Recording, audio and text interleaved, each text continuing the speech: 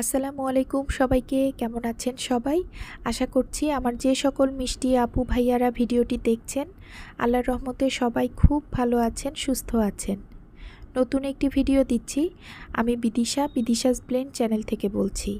আমি আশা করব আমার যে সকল আপু ভাইয়ারা ভিডিওটি দেখছেন শেষ পর্যন্ত আমার সাথে থাকবেন। সেই সাথে আজকের ভিডিওটি কেমন হয়েছে আমাকে কমেন্ট করে জানাতে পারেন। জানতে পারলে আমার বেশ ভালো লাগবে। আর প্লিজ ভিডিওটি দেখার সময় একটা লাইক দিয়ে দেখবেন। আপনাদের দেওয়া ছোট্ট একটি লাইক আমার ভিডিওগুলোকে আরও অনেকের কাছে পৌঁছে যেতে সাহায্য করবে। সকালে যেই দেখেছি একটু রোদ উঠেছে তো ছাদে গিয়েছি। আমার বাসায় বেশ অনেক কাপড় জমেছে, যেগুলো আমি শুকিয়ে নিতেই পারছি না। তো রোদটা দেখে ছাদে যাওয়া, কাপড়টা মেলে দিয়ে ভাবলাম যে পর্তুলিকাগুলো ফুটেছে তার একটু ভিডিও করি। এরপর বাসায় এসে ছেলের সাথে ছিলাম। আমার ছেলেটার ভীষণ জ্বর। আর এদিকে আমার বাসায় যে আপা আসেন ওনাকে বলেছি একটু কাটাকাটি করে দিয়ে যেতে। উনি কাটাকাটি করেছেন, এতে করে আমার রান্নার খুব সুবিধা হবে। আপা তো ওনার মতো করে কেটে দিয়ে গেছেন, আর আমি আমার মতো করে এখন একটু তুলে রাখছি। এই যে স্টিলের প্লেটটা দেখছেন, এটা খুব সম্ভবত দোকানে লাঞ্চ বক্স হিসেবেই সেল করে থাকে। এটা দেখে চট করে আমার এই কাজের কথাই মনে এসেছিল। এর স্পেসগুলো একটু ডিপ হওয়াতে পেঁয়াজ, রসুন, মরিচ এগুলো আলাদা আলাদা করে কেটে রাখতে খুব সুবিধা, আর পর্যাপ্ত কেটে রাখা যায়। আমি যেহেতু খুব অল্প দিনের জন্য আদা রসুন পেস্ট করে রাখি, তো দেখা যায় আমার খুব দ্রুতই আদা রসুন শেষ হয়ে যায়। তো আজ আদা রসুনটা একদমই লাগছিল, মানে না হলেই না, যার কারণে খুব অল্প করেই একটু পেস্ট করে নিয়েছি। 2-1 দিন চালানো যাবে এতটুকু আমি স্টিলের প্লেটটায় রেখে দেব, আর বাকিগুলোকে ডিপে রাখবো, যার কারণে অন্য একটা বক্সে করে রেখে দিচ্ছি। আমার ছেলেটা যেহেতু খুব অসুস্থ, তাই তেমন কোনো কাজকর্ম আজ ভিডিওতে আমি দেখাতে পারিনি। তারপরেও যদি আপনাদের কাছে আজকের ভিডিওটি ভালো লাগে আর আমার চ্যানেলকে সাবস্ক্রাইব করা না থাকে, আমি আশা করব এবং আপনাদেরকে রিকোয়েস্ট করব প্লিজ আমার চ্যানেলকে সাবস্ক্রাইব করে দেবেন।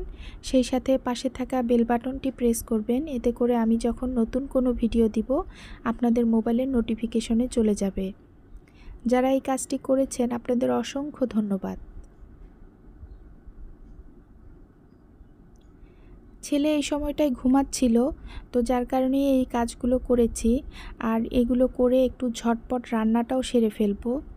বাসায় আমার শ্বশুর মানে দুপুরে এবং রাতে খাচ্ছেন, তো বাবার জন্য আসলে রান্নাবান্না আমাকে করতেই হচ্ছে। তা না হলে কিন্তু বাইরে থেকে আমি চালিয়ে দিতাম, কারণ ছেলের এত বেশি জ্বর উঠেছে, একদম 104-4-এর মতো জ্বর।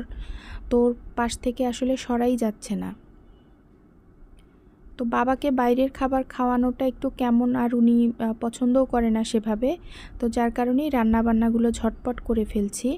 বাবা করলা ভাজিটা খুব পছন্দ করে, ওনার ডায়াবেটিক্স আছে, তো এই জন্যই করলা ভাজিটা পছন্দ করে। একটু তেলটা কম দিয়েই ভাজি করে নিলাম। আর আজকে যেই রান্নাগুলো করব এগুলো ভাজিটা তো ভাজি এভাবে করে করতেই হবে, আর বাকিগুলো সব আমি প্রেসার কুকারে করে নেব যেন সময়টা কম লাগে। আজ আমি আমার আপুদের সাথে একটা ডালের রেসিপি শেয়ার করব। এই ডাল রেসিপিটাতে আলাদাভাবে বাগার দিতে হবে না, তবে খেতে অসম্ভব মজার হয়। সেই সাথে আমাদের হয় না যে মাঝে মাঝে একটু রুচিতে প্রবলেম হয়, অনেকেই দেখা যায় কিছুদিন পর হয়তো হঠাৎ করে খাবারের রুচিটা চলে যায়, তো সেই সময়গুলোতে এই ডালটা করলে আমি আশা করছি আপনাদের খেতে বেশ ভালোই লাগবে। তো প্রেসার কুকারে আমি ডালটাকে ধুয়ে সামান্য একটু পানি দিয়ে কয়েকটা রসুন, কাঁচামরিচ আর একটা পেঁয়াজ কুচি করে কেটে লবণ আর হলুদ দিয়ে একবারে সেদ্ধ করে নেব। ডালটা সেদ্ধ হতে থাক, আর এদিকে আমি গরু মাংস ভিজিয়েছি, এটা ভেজানো মানে বরফটা ছেড়ে গেলে প্রেসারেই রান্না করে নেব। আজকে ডালের আমার মূল উপকরণ হচ্ছে এখানে আছে, এটা আমশি বলে, মানে আমের তেল বলে। আমের সিজনে কাঁচা আম কুচি করে আমি বিভিন্ন মশলা দিয়ে মাখিয়ে 2-1 দিন রোদে শুকিয়ে নিয়েছি, তারপর সরিষার তেলে এভাবে করে রেখেছি। প্রতি বছর এখানে আমি তেল অ্যাড করি এবং যখন আমের সিজন আসে আমগুলোকে এই একটা জারেই রেখে দেই। আর এই যে আমের তেল, এটা যত বেশি পুরনো হয় ততই খেতে মজা লাগে।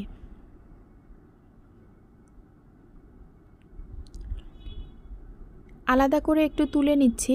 আচার তো খুব সেন্সিটিভ জিনিস, খুব সতর্ক করেই কিন্তু ব্যবহার করতে হয়। তো আমি যদি এখান থেকে চামচ দিয়ে নিয়ে ডালের মধ্যে দিয়ে দিতাম, তাহলে চামচের মধ্যে যে একটা ভাব, গরম ভাব এসে একটা পানি পানি জমা হতো, এটাই কিন্তু এই আচারটাকে নষ্ট করে দিত। তো যার কারণে আগে থেকে একটু আলাদা করে তুলে রাখছি, যেন এখান থেকেই আমি ডালে দিয়ে দিতে পারি।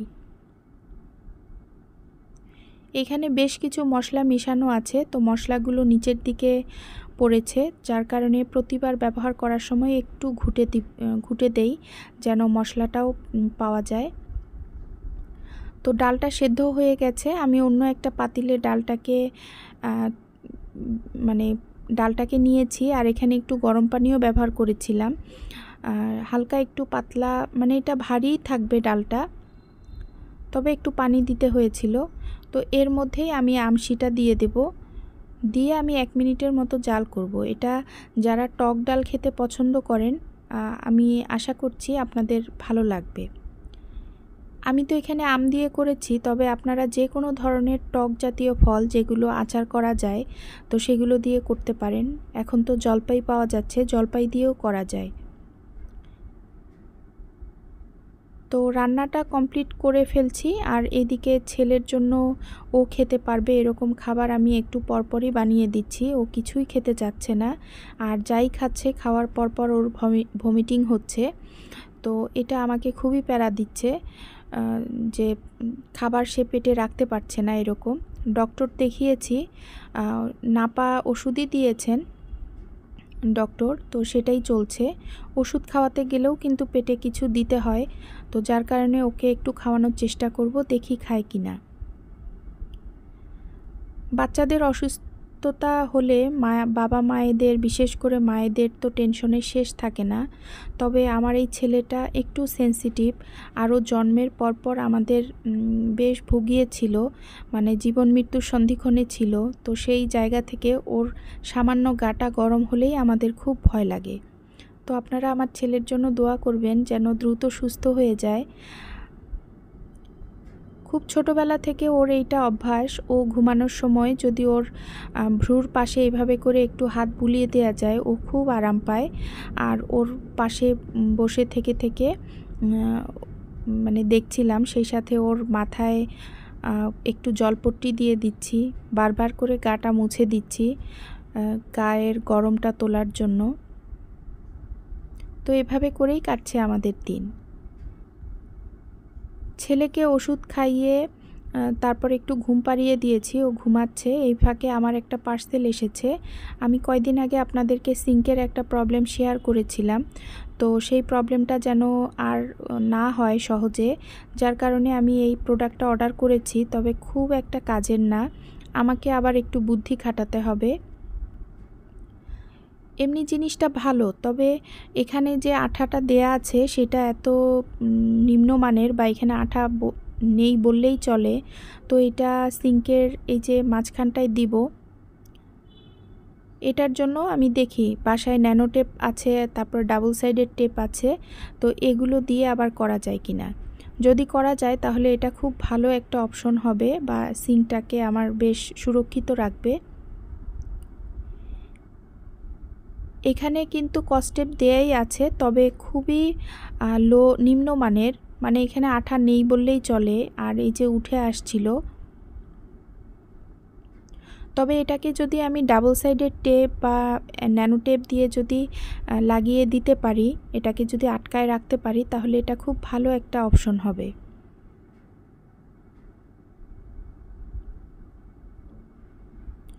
আর সিঙ্কে যেহেতু পানির কাজই করা হয়, তো পানিতে এই আঠাটা আরও থাকবে না।